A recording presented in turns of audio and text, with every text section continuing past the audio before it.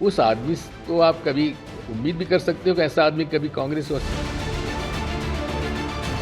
ऐसी कोई बात होगी सबसे पहले मैं आप लोगों को ही कहूंगा।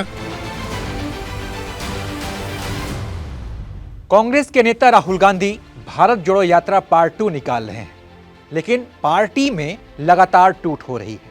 महाराष्ट्र हो, झारखंड हो, कई जगह से पार्टी में टूट की खबरें आ रही हैं और इस बीच सबकी निगाहें टिक गई है एमपी यानी कि मध्य प्रदेश पर, क्योंकि खबर मिल रही है कि सिंधिया के बाद कांग्रेस को एक और बड़ा झटका लगने वाला है और वो झटका देने वाले हैं कांग्रेस के बड़े नेता एमपी के पूर्व मुख्यमंत्री कमलनाथ। जी हां, कमलनाथ 10 कांग्रेस विधायक और 2 महापौर के साथ भाजपा ज्वाइन कर सकते हैं। वो अपने बेटे नकुलनाथ के साथ आज दिल्ली पहुंच चुके हैं।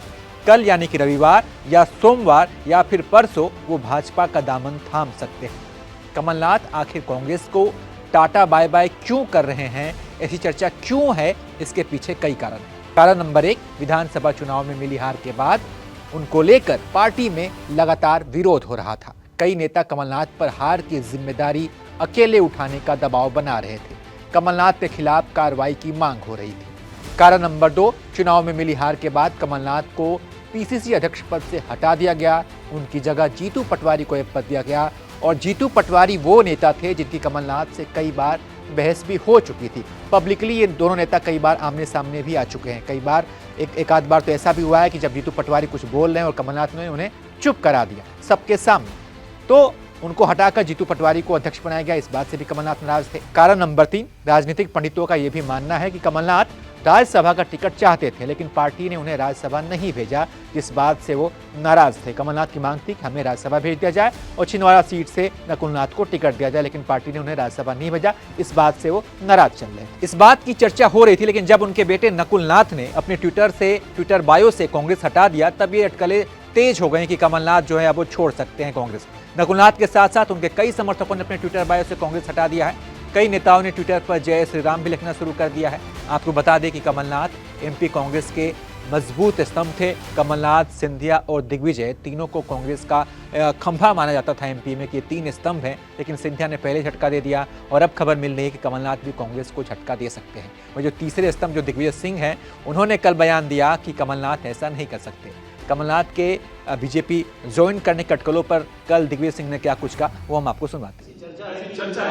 ये तो आप लोग जो है ना, जब तक सनसनीखेज ब्रेकिंग न्यूज़ नहीं दोगे तो कौन देखेगा, कौन छापेगा। तो इसलिए ब्रेकिंग न्यूज़ के चक्कर में मत रहो। मेरी कल रात को कमलनाथ जी से बातचीत 10:30-11 बजे हुई है।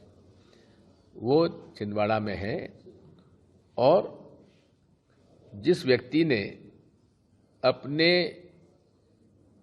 राजनीतिक जीवन की शुरुआत नेहरू गांधी परिवार के साथ, उनके पीछे साथ में खड़े होकर उस समय लड़ी थी जब पूरी जनता पार्टी और केंद्र की सरकार इंदिरा जी को जेल भेज रही थी, उस आदमी को आप कभी उम्मीद भी कर सकते हो कि ऐसा आदमी कभी कांग्रेस और सोनिया गांधी जी के परिवार को छोड़ के जाएगा, इंदिरा जी के परिवार को छोड़ के जाएगा? आपको उम्मीद भी नहीं करना चाहिए। तो वहीं कमलनाथ ने भी आज इस मुद्दे पर मीडिया को बयान दिया। उन्होंने कहा कि अगर ऐसा कुछ भी होगा तो मैं सबसे पहले आपको बताऊंगा। कमलनाथ का यह बयान सुनिए।